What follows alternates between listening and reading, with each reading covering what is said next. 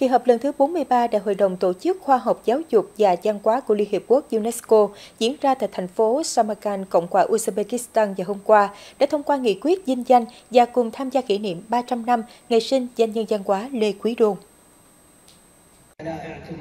Phát biểu ngay sau khi nghị quyết được gõ búa thông qua, ông Nguyễn Văn Chiến, trưởng ban tuyên giáo và dân vận tỉnh ủy Hưng Yên, gửi lời cảm ơn tới UNESCO và các quốc gia thành viên đã ủng hộ việc ghi danh kỷ niệm 300 năm ngày sinh của danh nhân Lê Quý Đôn, đồng thời cam kết phối hợp chặt chẽ với UNESCO và các đối tác quốc tế để tổ chức các hoạt động kỷ niệm trong năm 2026.